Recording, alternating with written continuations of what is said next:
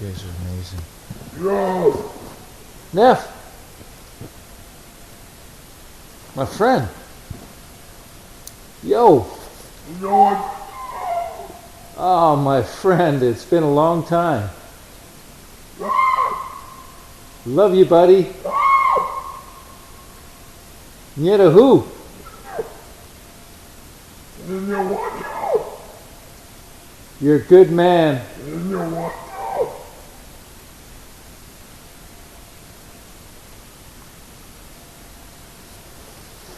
You know what? Can you say that again? There was a house.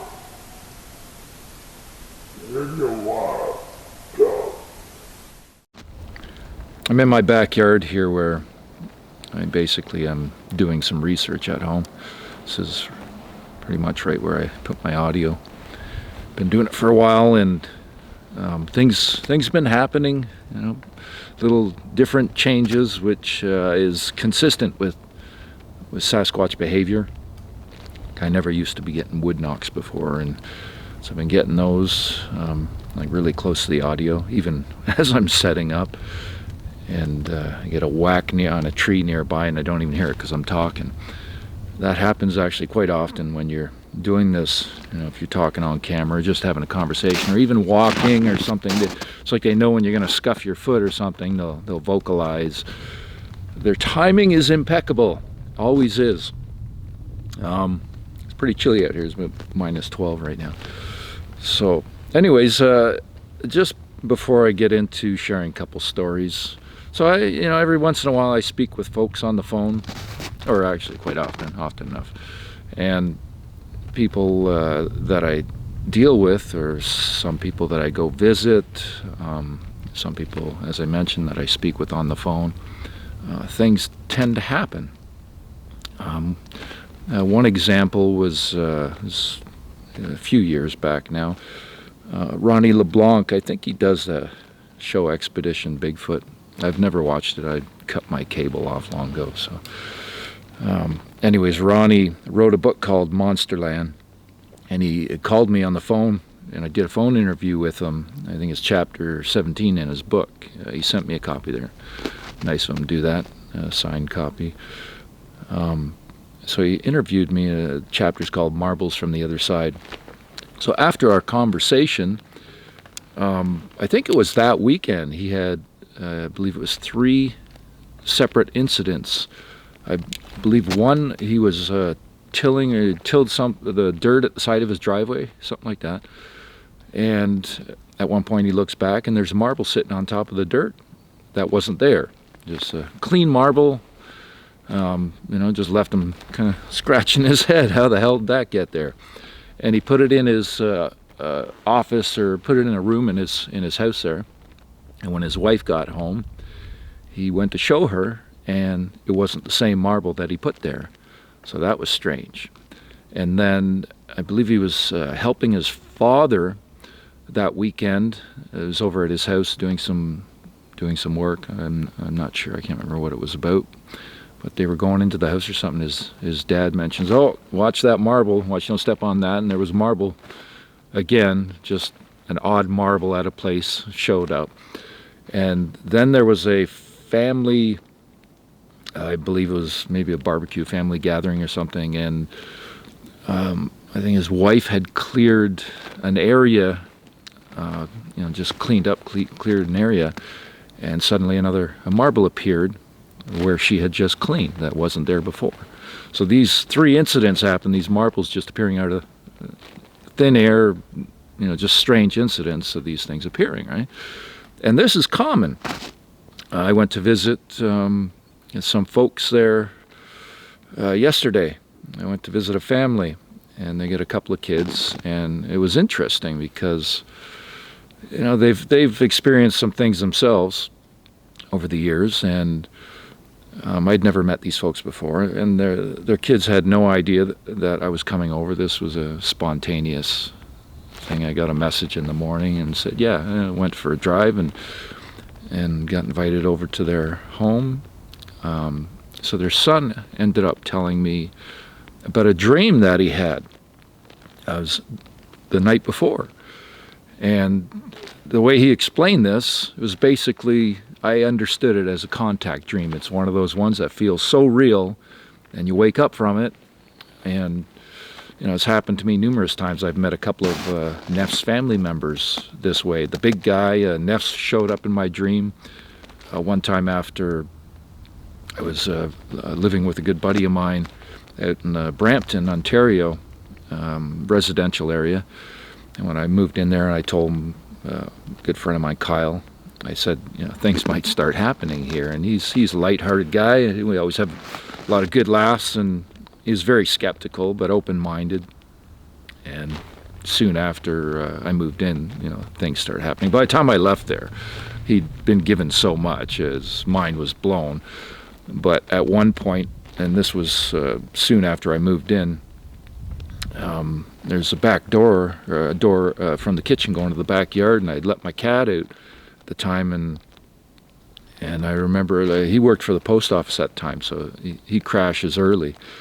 And there was, I'd let my cat Minus at the time, I let him out in the backyard, and then brought him back in, and before, I remember I closed the door, 100% I closed the door and locked it. And then there was a light on the stove, so I went to shut it off. And I hadn't touched that before, because I was just moved in there, right? So I hit the wrong button, and the fan went on. It was a really noisy fan, so I was like, oh shit, shut it off quickly. So the next day, Kyle had told me that I'd left the door open and the light on the stove. After I shut the fan off, then I hit the right switch. And I was like, what are you talking about? No, I didn't. I know I shut that door. I locked it. I brought Minus in and locked the door and I told him about the fan going off and that. And then it was that night I got a visit by Neff in a dream. He was basically standing in a doorway. I couldn't get a visual on him. That seems to be a common occurrence, that you don't see their faces very clearly.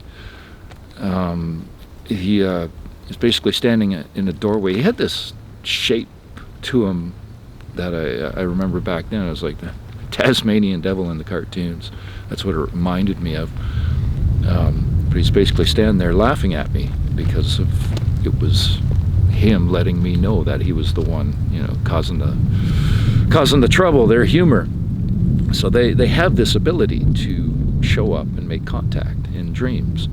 So this family that I went to visit, after the son told me about that, I found that really interesting. We all went for a walk in the woods, and when we came out onto the roadway down the street from where they live, and I was explaining how, if you're looking for activity or looking for their presence, it tends to not happen. It always, when you least expect it, they'll always catch you when you're not looking for it, when you're not expecting it. This is, their timing is impeccable. I say this time and time again.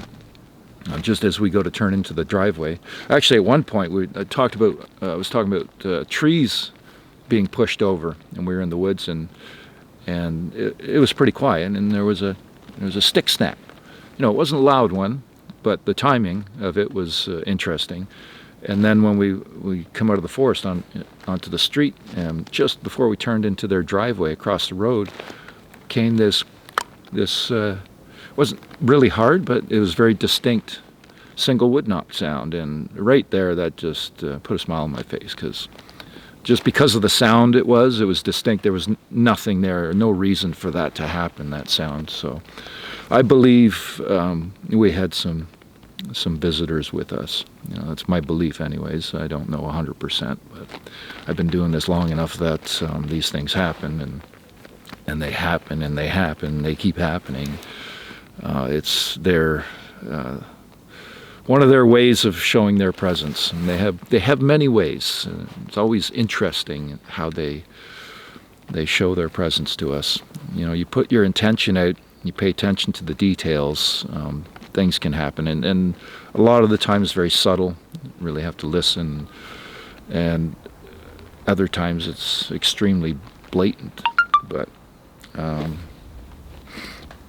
anyways, I'm going to read a couple of stories here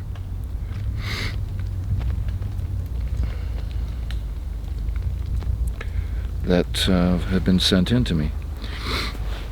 So this one here, this one isn't a very long one, but I'm going to read this. This is from John.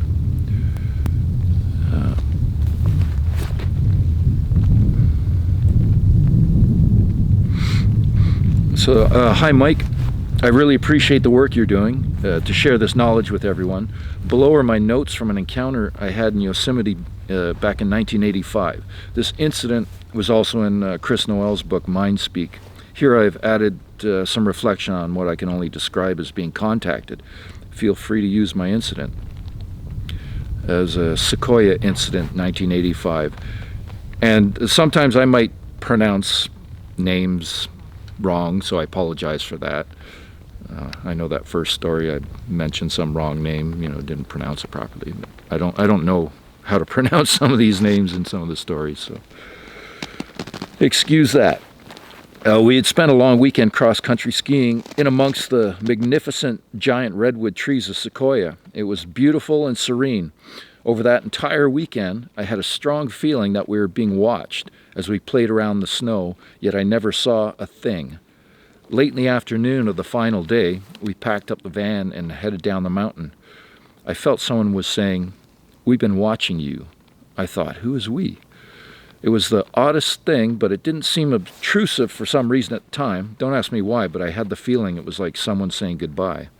As we rolled further down the mountain and came around a sweeping left-hand bend, switchback, I looked up to the left, and about 70 feet away and 30 feet up the embankment from the road was a huge male Bigfoot with a gray beard and long hair. His face was dark and looked like polished leather with dark, deep-set eyes. The gray part of the beard made like a W pattern, and his hair was long. He had stepped out of the edge of the forest, and I could see his red eyes in the dusk light. I should have been shocked, but I felt strangely, totally calm. As we were driving, we were arcing around him, and we were actually getting down closer to and beneath him. I could see his eyes were far apart, and he was tall against the pines. My brother was driving my dad's van. I was sitting on the cooler in between my two brothers. At this point, it was as if time had slowed down, and at that moment, I heard a fuzzy sound in my mind like an old radio. Then I heard a strong voice say, "Don't tell them you see me." I recall it actually sounded loud in my head. I'm familiar with that. For some reason, I raised my hand to point at him, and as I did so, he turned and dissolved back into the trees. I believe he revealed himself to me on purpose. I also believe he knew I was about to point him out. I was not even able to fully lift my arm before he disappeared. As soon as he was gone, it was like the super slow-mo was over and everything went back to normal speed again. Weird. I was the only one who saw him. I remember that I did not say a thing to anyone in the van, thinking they wouldn't believe me anyway. It was too mind-blowing of an experience. You have to remember, this was 1985. Nobody was talking about stuff like this. The whole Mind Speak thing freaked me out, and I think I was in denial for quite some time. I can understand that. After hearing about Les Stroud's incident on Mind Speak, I felt like that strengthened my belief that what happened was real. I look back on that incident and I realize how special that moment was. There was a sense that he was trusting me by coming out into the open, knowing I would see him and nobody else in the car would. It was a friendly gesture. It's worth mentioning here that I've been repeatedly contacted by them since a face-to-face encounter at the age of 6 in 1972. I feel like I'm a sort of a magnet for these close encounters. I've had at least 8 encounters over the years without trying at all. I don't know how to explain it, and I don't know what it really means, but I think they know our intentions, and they know who the gentle souls are.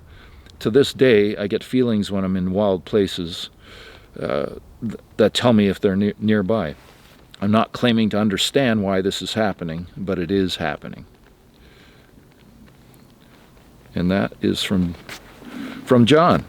I don't think that's his real name, because that's okay. I'm not here to give away people's identity. This one is from from Tracy. And I appreciate that, John. Thank you for sending that in. I'm sure everybody appreciates it. Mike, thank you so much for all the time you and others put into giving us the truth. My encounter was back in 1987. I was 19, and my dad and I were avid hunters and hunted on our family's farm, around 200 acres. This was in Georgia near the Chattahoochee River. Chattahoochee. We arrived at our orchard, both pears and apple trees, where we parked to begin the 20-minute walk into our hunting area well before daylight. When we exited the truck, we were both overwhelmed with a very strong odor that we had never smelled before. It was kind of skunk musky with a septic smell and rotting flesh. We looked around for a few moments but found nothing. We would arrive at my dad's stand first, about 300 yards from the truck. It was a fallen tree overlooking a huge hardwood bottom about 60 yards from a creek that ran north and south. He had built a blind up on the root ball, roughly 7 to 8 feet high. A large hill separated our hunting stands. We were approximately 300 yards apart. My stand was a built stand 10 feet off the ground that was 25 feet from a different creek that ran east and west that merged with the creek my dad was hunting. As a youngster, a friend of mine and myself had made a trail through the property to ride our motorcycles, and we often tried to run and jump across the creeks at our crossing, but always ended up with our feet wet. It was approximately 7 feet across and water only ankle deep in most places, with about 3 foot overhanging banks. I reached my stand and had forgotten about the lingering smell that still ran pungent in the forest. As I sat down in my bucket to wait for the approaching daylight, only minutes away, I heard footsteps coming from my right. That was the west. There was a very tall hill straight in front of me, just on the other side of the creek, 25 feet away, that was maybe 200 feet tall and so steep you had to pull yourself up to it, holding on to the trees. I had heard footsteps for several minutes, and I noticed if it was deadly quiet. It was breaking daylight to the point that I could see branches with leaves on the ground, but couldn't identify the type of tree it was. I looked toward the footsteps and could barely see movement maybe 40 yards away, and my thoughts were, who could that be, and why weren't they using a flashlight? I raised my binoculars, my 12 times binoculars, to get a better look, and could see mats of what appeared to be matted hair hanging from its armpit area and huge upper body. I literally backed away from my binoculars and thought I was having a nightmare. My first thought was a stupid one. I wouldn't say that, because look what we're dealing with. So thinking, how could somebody be walking on stilts in the woods before daylight? I know, very dumb, just being honest here. No, you're just being honest. It's not dumb. I was walking, it was walking towards me and was on my side of the creek, and in thinking this is not real, this can't be happening all the time, it's getting closer. I was heavily armed and always carried my sidearm with me, just because that was how I was raised. I had a 6D cell mag light with me as it grew closer. I felt a great feeling of helplessness, and then fear set in. I was in shock as this being was now only 20 feet from me. Its chest was massive, front to back was 4 feet thick. Its head merely sat on its shoulders, and it was the size of a 5-gallon bucket. I had my gun at the low ready, but I never felt threatened at all. If it had walked up to my stand, I could have touched its head with my rifle barrel. It's daylight enough at this point to where I could see it very clear. Never did see any facial features. I knew it wasn't a bear or a human. It never looked in my direction, but kept a steady pace as it walked past me. I again raised my binoculars. Its shoulders were easily 5 feet across. It looked like a full-grown Brahma bull standing on 2 legs. Watching it as it headed toward the creek intersection to my left, headed east. At this point, I could only see from it high waist and up due to the At this point, could only see from it high waist and up due to the terrain. All of a sudden, I heard a splash, then rustling in the leaves and water.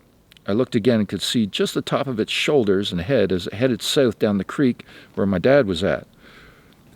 I still was thinking, this isn't real. I'll wake up soon. I finally got my emotions to ease and decided I need to get down. I got down and headed the same way it was traveling to the creek intersection, and the bank had collapsed as this creature tried to step across the creek. There was a very large, big toe print in the opposite creek bank. It was a clay bank and clearly visible. The other toes were almost smudged out, I'm assuming, from the splash. At that point, I walked well behind my dad to come in from behind him, and as I approached, I whistled maybe 50 yards away. I could see his orange vest, but I got no response. Okay, maybe he's asleep. So I got closer and 30 yards away and whistled again, and he abruptly spun around and said sternly, "Boy, that's a good way to get shot." And I said, "I whistled for you." And he said, why were you walking in front of my right at daylight?" This being said, as I approached him, I said, "Wait, time out. Tell me exactly in detail what you saw." And he looked at me very strange. He said, "Why were you walking up the other side of the creek right at daylight?" I hesitated and said, "Describe what you saw in size detail." Now, from where he was to the creek was about 60 yards, and he said I was on the other side of the creek, so that's roughly 70 yards or so. He said it looked like me, 6'2", 180 pounds. I stopped him and said, "Okay, I'll go to where you saw me and to point where I was." He said, "Why?" I just started walking off to that area. I got near the area, and at this spot, years earlier, we had a flood, and it changed the creek course, so now there was a dry creek bed that was maybe 80 feet long and 3 feet deep. I could see impressions, but not the toes, so I knew this is where it was. I got to the spot, and he motioned for me to go more south. Then he stopped me for several seconds, then walked back to my dad. Then he stopped me. I raised my arm as high as I could for several seconds, then walked back to my dad. He was shaking his head as I got near, saying, Something's not right." I said, "What do you mean?" He said, "The person I saw was way bigger than you." I asked, "What did it look like?" And he said, I asked, "What did I look like?" And he said, "You look 3 feet tall." And I said, "What did it look like?" When I raised my arm, he said, "Maybe 6 feet. And the person you seen," he said, "something's not right. It was 3 to 4 feet taller." I asked him to come with me and showed him the toe print when the bank had collapsed, and he just looked at me and said nothing and headed back towards the truck. That was the last time my dad ever hunted. If I asked him about it, he would just get up and walk off. It really terrified him and never spoke a word to anyone about it, not even my mom. I hunted that property until 2006 and never saw any other sign of the big guy again. But 2 weeks later, we had a neighbor that had 4 cows that had got their necks broke, but nothing else. And also across the street on my uncle's pig farm, he had a fairing house that he would move the pregnant sows into until they had the babies. And one night around the same time, something broke down a 2 by 12 by 10 foot barn door and took a 300-pound sow out of her corral without opening the corral latch. It picked her up and over a 3-foot tall enclosure and walked off without a trace. And that was from Tracy. So it's not a lot of high strangeness in that one, but it's quite the story. So I appreciate that from both John and Tracy. Thank you very much for sending that stuff in. I'm sure everybody appreciates hearing these stories. And again, if I'll mention, if there's anybody out there that wants to send in their stories, I really do love the high strangeness part too. When they disappear into thin air and that sort of thing. And just send them into Sasquatch Ontario at yahoo.ca, CA for Canada. And you can visit my website and contact me through there too, sasquatchontario.com. And I just want to mention too, anybody here in Ontario, and this is Ontario, Canada. I know there's a Ontario and Oregon area, so some people do confuse that, thinking I'm in the U.S. No, I'm north of Toronto. So I've decided this spring to start taking out groups. I'm thinking up to 4 plus myself, and just a couple nights camping at a time. I'm going to charge a nominal fee for my time and experience.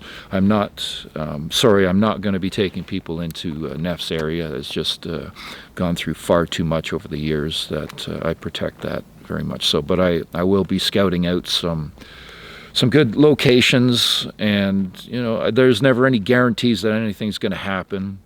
as I mentioned, this is mainly just to anybody that is, wants to come out and spend some time with me and get some stories and some experience and learn and see what I do and how I do things.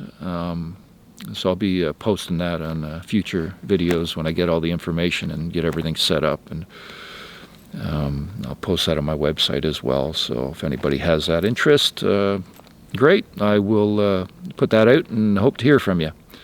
And it's getting chilly out here, so I'm out of here. Have a good one. You should have filmed that. Yeah. Oh, Did you film that? that's Neff. That's Neff. Is that Neff or almost sounded like another one?